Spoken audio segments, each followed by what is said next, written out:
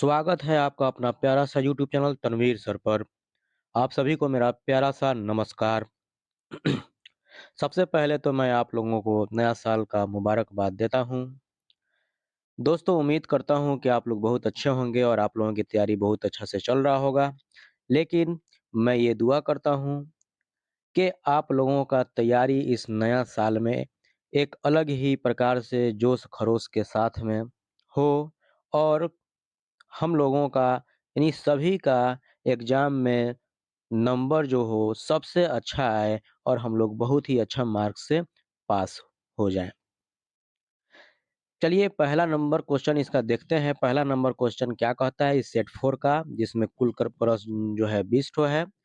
पहला number question शुरू करने से पहले मैं फिर से एक बार याद दिलाना चाहूँगा कि आज पहली बार इस चैनल पर जो भी मेरे दोस्त आए हैं, वो सबसे पहले इसको सब्सक्राइब कर लें, नहीं तो बाद में आप भूल जाइएगा। बेल आइकन पे प्रेस भी कीजिएगा ताकि हमेशा वाला वीडियो आपको मिलता रहे और प्यारा-सा एक लाइक ज़रूर कीजिएगा। चलिए पहला नंबर क्वेश्चन देखते हैं क्या कहता है। पहला नंबर क्वेश्चन कहता है पृथ्वी प्रत्येक वस्तु को पृथ्वी प्रत्येक वस्तु को अपनी ओर आकर्षित करती है। इस बल को क्या कहते हैं? पृथ्वी जो है, यह सभी वस्तु को अपने तरफ खींचती है, आकर्षित करती है, यानी जिस भी वजह से यह किसी भी वस्तु को अपनी तरफ खींचती है। मान लीजिए हम किसी बॉल को, गेंद को ऊपर की तरफ फेंकते हैं, तो भी वह नीचे की तरफ ही गिरती है क्योंकि उसको पृथ्वी अपने तरफ खींचती है। यानी आकर्षित करती है, तो वह बल क्या होता है भई? तो पृथ्वी जो है, वह अपने गुरुत्व बल के वजह से किसी भी वस्तु को आकर्षित करती है। तो ऑप्शन नंबर ए इसका राइट आंसर हो जाएगा गुरुत्व बल। Option number A is the right answer गुरुत्व बल। चुंबकीय बल नहीं होगा क्योंकि चुंबकीय बल का मतलब होता है जो चुंबकीय जो है क्या होता है सटता है खींच करके अपने तरफ में सटा लेता है वह चुंबकीय होता है और यह संपर्कीय बल नहीं होता है असंपर्कीय बल होता है। घर्षण बल होता है दो वस्तु के बीच में जो है घर्षण होता है घिसने से होता है और वैद्युत बल जो है यह विद्युत के द्वारा उत्पन्न होता है। यहाँ गुरुत्व बल है जो पृथ्वी के द्वारा लगाया जाता है और इसी बल के वजह से किसी भी वस्तु को वह अपने तरफ आकर्षित कर पाता है। चलिए अब हम नेक्स्ट क्वेश्चन देखते हैं क्वेश्चन नंबर 2 नंबर क्वेश्चन कहता है निम्न में से कौन सा बल संपर्कित बल का उदाहरण है? क्या कहता है? निम्न में से कौन सा बल संपर्कित बल का उदाहरण है? ध्यान देंगे ज़रा-सा यहाँ पर। संपर्कित बल पूछ रहा है। अब संपर्कित बल, तो संपर्कित शब्द जो है, यह संपर्क से बना है।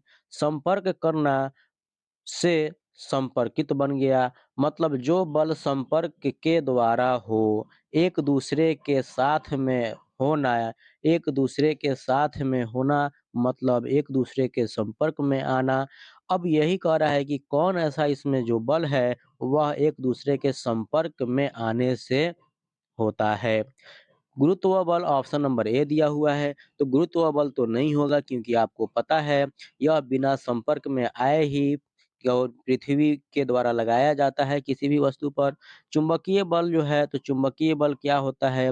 ये अलग एक जो चुंबकीय 2 चुंबकीय पदार्थ जो है अगर कुछ दूरी पर रहे तो बिना संपर्क के ही यह एक दूसरे को खींचेंगे। और ऑप्शन नंबर सी है यहाँ पर घर्षण बल। तो भाई घर्षण बल का मतलब ये हुआ कि कोई भी वस्तु किसी भी एक वस्तु को दूसरे वस्तु पर जब रगड़ा जाएगा, तो समझिए रगड़ना एक तरह से उसमें घर्षण उत्पन्न करना होता है। मतलब घर्षण बल जो है संपर्कित बल हो जाएगा ऑप्शन नंबर सी।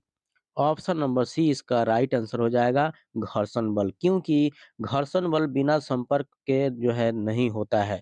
जब 2 वस्तु एक दूसरे के संपर्क में आते हैं तभी वहाँ पर घर्षण बल लगता है।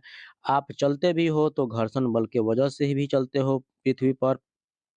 और यहाँ जो है गुरुत्व बल या चुंबकीय बल की बात करें तो यह संपर्कित बल नहीं बल्कि असंपर्कित बल हो जाएगा क्योंकि यह बिना संपर्क में आए ही बल लगाता है। चलिए अब हम नेक्स्ट क्वेश्चन की तरफ देखते हैं क्वेश्चन नंबर 3 नंबर क्वेश्चन कहता है प्रति इकाई क्षेत्रफल पर प्रति इकाई क्षेत्रफल पर लगने वाले बल को क्या कहते हैं? तो प्रति इकाई क्षेत्रफल पर लगने वाले बल को दाब कहते हैं। क्या कहते हैं भाई? प्रति एकांक क्षेत्रफल पर लगने वाले बल को दाब कहते हैं। इसका सही आंसर होगा ऑप्शन नंबर बी। चलिए नेक्स्ट क्वेश्चन की तरफ बढ़ते हैं। क्वेश्चन नंबर 4 नंबर क्वेश्चन कहता है शुष्क मौसम में बलों सॉरी शुष्क मौसम में बालों में कंघी करने पर वह बिखर जाता है। इसके लिए उत्तरदायी बल है। आखिर यह किस बल के वजह से ऐसा होता है? शुष्क मौसम में जब देखिएगा आप के बाल में जब कंघी कीजिएगा तो बाल जो है बिखरा-बिखरा सा दिखेगा, बिखर जाएगा, मतलब कंघी की तरफ वह खींचता है। मतलब उसमें जो है क्या होता है कि जब बाल में कंघी की जाती है तो उसमें घर्षण बल उत्पन्न होता है और जिसके वजह से वह बाल जो है बिखरता है, वह स्थिर वैद्युत बल कहलाता है। इसलिए राइट आंसर इसका हो जाएगा ऑप्शन नंबर डी, स्थिर वैद्युत बल। ध्यान देंगे ज़रा-सा, बालों में जब कंघी किया जाता है, तो यहाँ गुरुत्व बल होगा नहीं, चुंबकीय बल होगा नहीं और घर्षण बल भी नहीं होगा क्योंकि बालों में तो कंघी की जाती है, तो दोनों बालों में जो है कंघी करने से कंघी के द्वारा उसमें घर्षण होता है। लेकिन घर्षण होने के कारण उसमें एक और बल उत्पन्न होता है, जिसके वजह से बाल बिखर जाते हैं और वह बल स्थिर वैद्युत बल कहलाता है। क्योंकि वहाँ पर घर्षण से दोनों के बीच में क्या होता है कि चार्ज उत्पन्न होता है, आवेश उत्पन्न हो जाता है और उसी के वजह से वह बल स्थिर वैद्युत बल कहलाता है। चलिए अब नेक्स्ट क्वेश्चन की तरफ बढ़ते हैं। क्वेश्चन नंबर 5 नंबर क्वेश्चन कहता है दाब का मात्रक है। भाई दाब का मात्रक क्या है? तो ध्यान देंगे, दाब का मात्रक न्यूटन प्रति वर्ग मीटर होता है।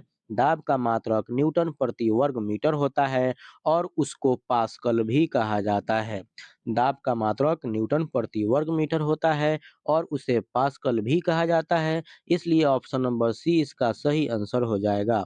Option number C is the right answer. उपर्युक्त दोनों न्यूटन प्रति वर्ग मीटर और पास्कल दाब का मात्रक है। चलिए अब नेक्स्ट क्वेश्चन की तरफ बढ़ते हैं।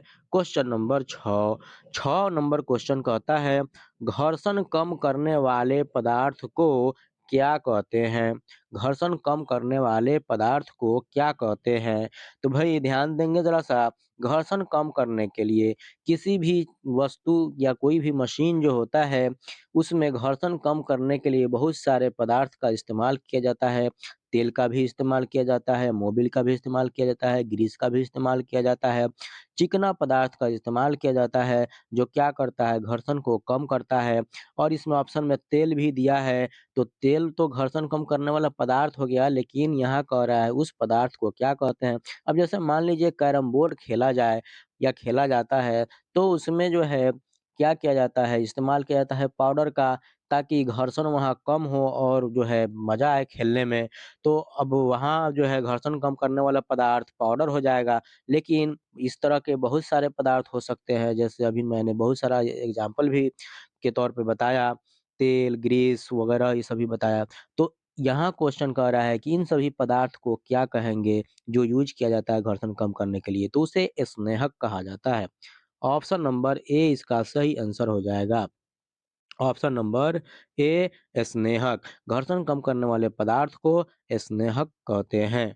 चलिए अब नेक्स्ट क्वेश्चन की तरफ बढ़ते हैं। क्वेश्चन नंबर 7 नंबर क्वेश्चन कहता है घर्षण होता है।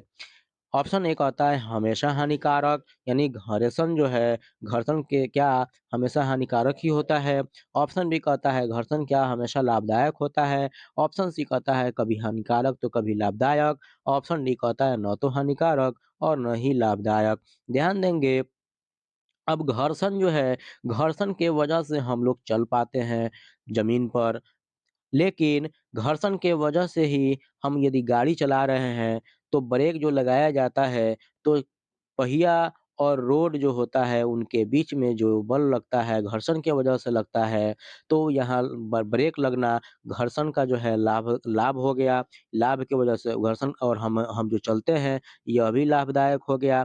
तो यहाँ तो लाभदायक हो गया, लेकिन घर्षण कभी हानिकारक भी हो सकता है। अब ध्यान देंगे ज़रा-सा आप घर्षण अगर के वजह से कोई भी पदार्थ में घर्षण अगर नहीं लगे और क्या होगा वहाँ एक्सीडेंट हो सकता है या घर्षण अगर लग जाए जैसे मान लीजिए कैरम ही खेला जा रहा है और घर्षण कम करने के लिए वहाँ पर पाउडर इस्तेमाल किया जाता है, पाउडर इस्तेमाल नहीं किया जाए तो मज़ा नहीं आएगा, तो वहाँ पे भी घर्षण हमारे लिए हानिकारक है। इस तरह का बहुत सारा एग्ज़ाम्पल हो सकता है। इसलिए हम कह सकते हैं कि घर्षण कभी हानिकारक तो कभी लाभदायक होता है। इसलिए ऑप्शन नंबर सी इसका राइट आंसर हो जाएगा। घर्षण कभी हानिकारक तो कभी लाभदायक हो सकता है।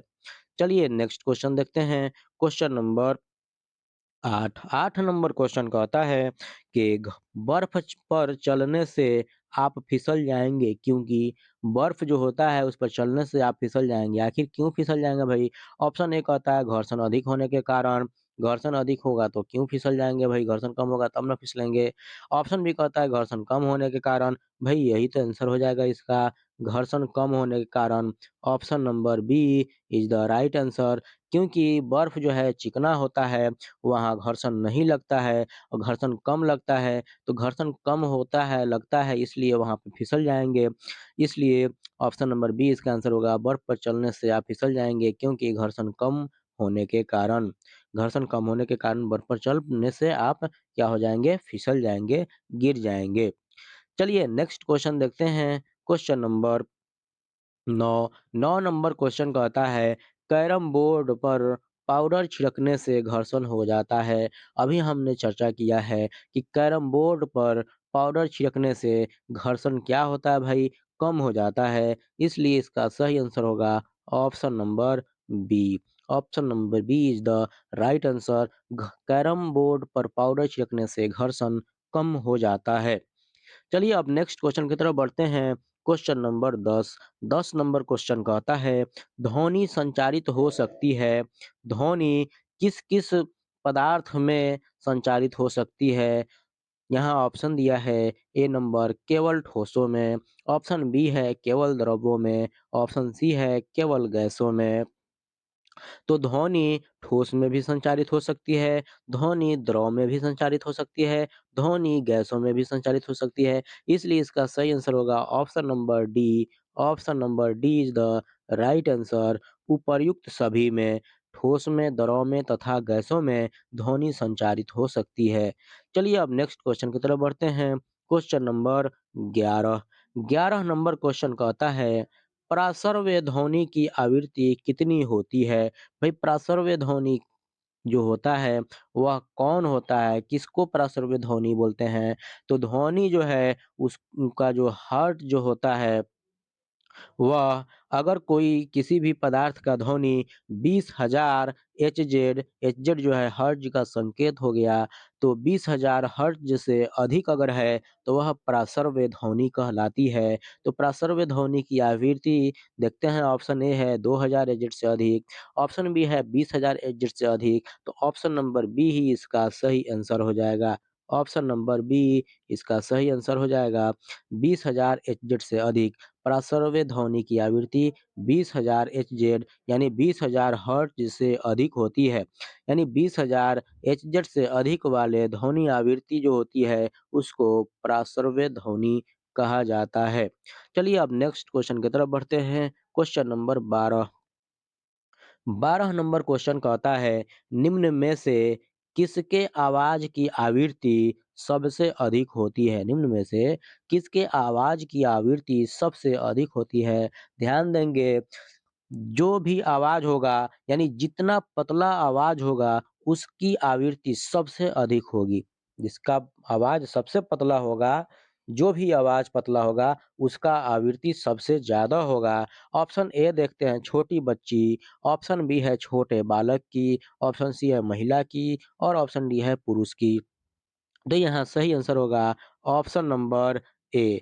Option number A is the right answer छोटी बच्ची की क्योंकि छोटी बच्ची जो है इसकी आवाज़ पतली होती है और पतली आवाज़ का जो है आवृत्ति सबसे अधिक होता है। इसलिए यहाँ ऑप्शन नंबर ए सही आंसर होगा छोटी बच्ची की आवाज़ की आवृत्ति सबसे अधिक होती है। यहाँ पर ऑप्शन में छोटी बच्ची हो जाएगा। चलिए नेक्स्ट क्वेश्चन की तरफ बढ़ते हैं। क्वेश्चन नंबर 13 13 नंबर क्वेश्चन कहता है कि मानव कानों के लिए श्रव्यता प्रास क्या है? मनुष्य का कान जो है उसका श्रव्यता प्रास कि कितना एचजेड से लेकर कितना एचजेड तक होता है? कितना हर्ट्ज से लेकर कितना हर्ट्ज तक होता है? वह मतलब उसका श्रव्यता प्रास जो है उसी के बीच में वह सुन सकता है। ऑप्शन नंबर ए है 200 एचजेड से लेकर के 2000 एचजेड तक। ऑप्शन बी है 200 एचजेड से 20000 एचजेड तक। ऑप्शन सी है 20 एचजेड से 20000 एचजेड तक। तो यही इसका सही आंसर होगा ऑप्शन नंबर सी 20 एचजेड से 20000 एचजेड तक। यानी मानव कानों के लिए सर्वोत्तम प्रास क्या है? तो 20 हर्ट्ज से 20000 हर्ट्ज तक। यानी 20 एचजेड से लेकर 20,000 हर्ट्ज के बीच का जो भी ध्वनि होगा, उसको जो है मानव कान मनुष्य सुन सकता है, मनुष्य का कान सुन सकता है। 20 एचजेड से लेकर 20,000 एचजेड तक। चलिए अब नेक्स्ट क्वेश्चन की तरफ बढ़ते हैं। Question number question number 14। 14 number question कहता है आवृत्ति का मात्रक है। आवृत्ति का मात्रक क्या है? तो आवृत्ति आवृत्ति जो है अभी-अभी चर्चा किया हमने हर्ट्ज जो होता है वह आवृत्ति होता है। तो ऑप्शन ए है मीटर, ऑप्शन बी है मीटर प्रति सेकंड, ऑप्शन सी है हर्ट्ज एचजेड, ऑप्शन डी है सेकंड एस। तो ऑप्शन नंबर सी इसका सही आंसर होगा। Option number C is the right answer. Hertz HZ आवृत्ति का मात्रक है। चलिए नेक्स्ट क्वेश्चन की तरफ बढ़ते हैं। Question number 15। 15 नंबर क्वेश्चन कहता है ध्वनि की प्रबलता किस कारक पर निर्भर करती है? ध्वनि की प्रबलता हमेशा याद रखिएगा वह आयाम पर निर्भर करती है। ध्वनि की प्रबलता किस पर निर्भर करती है भाई?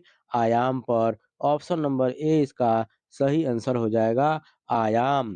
ध्वनि की प्रबलता आयाम पर निर्भर करती है।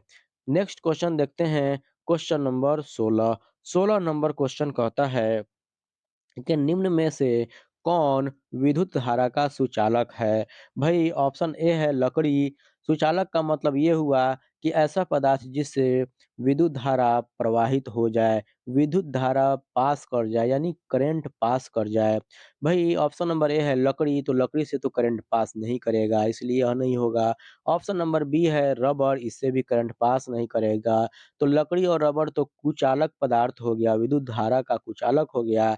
ऑप्शन डी है कागज, तो कागज भी कुचालक हो जाएगा क्योंकि इससे भी विद्युत धारा पास नहीं करेगा। ऑप्शन सी है पीतल, तो ऑप्शन नंबर सी इसका राइट आंसर हो जाएगा। ऑप्शन नंबर सी पीतल, क्योंकि पीतल एक मिश्र धातु है और मिश्र धातु से क्या है कि विद्युत धारा प्रवाहित हो जाएगी, करंट पास कर जाएगा, इसलिए विद्युत धारा का सुचालक है इसमें पीतल। पीतल विद्युत धारा का सुचालक है। चलिए नेक्स्ट क्वेश्चन की तरफ बढ़ते हैं। Question number 17। 17 नंबर क्वेश्चन कहता है साइकिल के हैंडल तथा पहियों के रिम को चमकदार बनाने के लिए किस धातु का विद्युत लेपन किया जाता है? क्वेश्चन कह रहा है कि साइकिल का जो हैंडल होता है और उसका रिंग जो होता है, रिम जिसको बोला जाता है, वह काफ़ी चमकीला होता है। लेकिन वह जब बनाने के लिए जिस धातु का उस पर विद्युत लेपन किया जाता है, आखिर वह धातु कौन-सा होता है? तो वह याद रखिएगा वह धातु क्रोमियम होता है क्योंकि क्रोमियम काफ़ी चमकदार होता है और उस लोहे का जो है पहिया हो या हैंडल हो, पाइप का बना रहता है लेकिन जब उस पे उसका जो है विद्युत लेपन किया जाता है क्रोमियम का, तो वह काफ़ी चमकदार हो जाता है और चमकने लगता है। इसलिए ऑप्शन नंबर ए इसका सही आंसर हो जाएगा।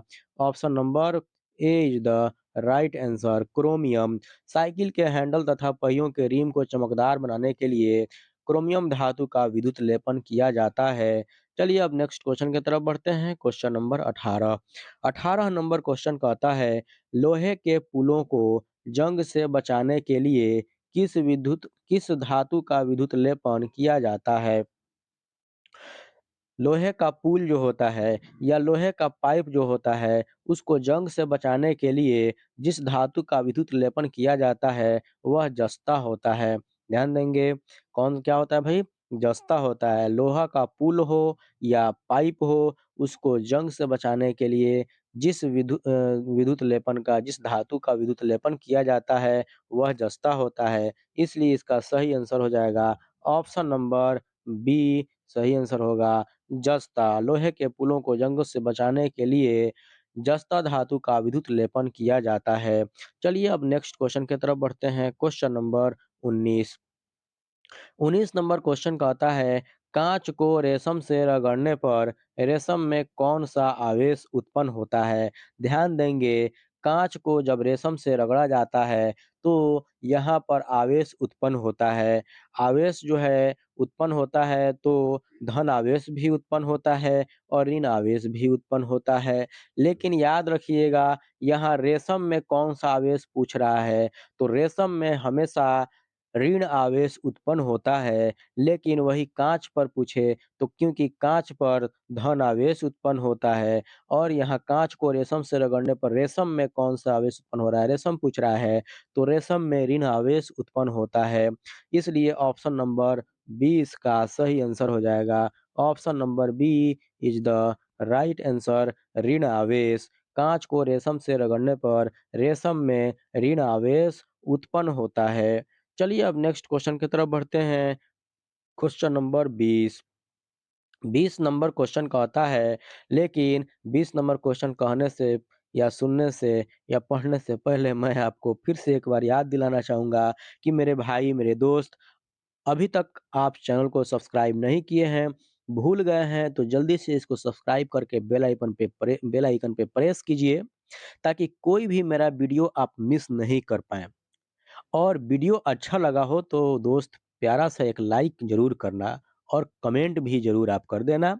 अपने दोस्तों को शेयर करना बिल्कुल नहीं भूलिएगा। मैं बार-बार कह रहा हूँ कि कोशिश कीजिए कि हमारे जितने भी शिक्षक साथी हैं, कोई भी बचे नहीं, कोई भी छूटे नहीं।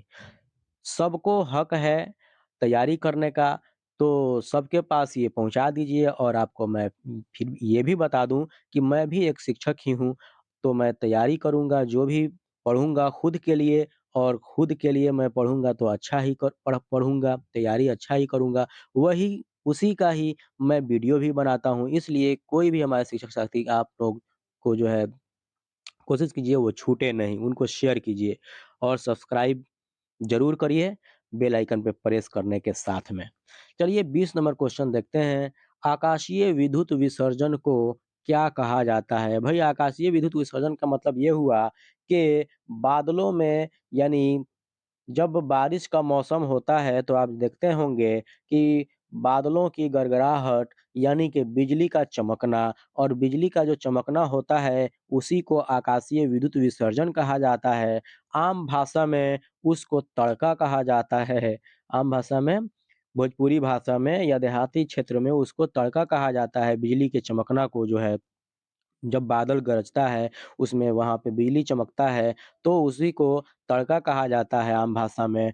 लेकिन वह हकीकत में क्या है, आकाशीय विद्युत विसर्जन है, जिसको तड़ित कहा जाता है। क्या कहा जाता है भई? तड़ित कहा जाता है। तो ऑप्शन नंबर बी इसका सही आंसर हो जाएगा। Option number B is the right answer तड़ित। आकाशीय विद्युत विसर्जन को तड़ित कहा जाता है। चलिए आज का हमारा सेट यहाँ पर समाप्त होता है और वीडियो को आखिरी तक देखने के लिए आप लोगों का बहुत-बहुत धन्यवाद।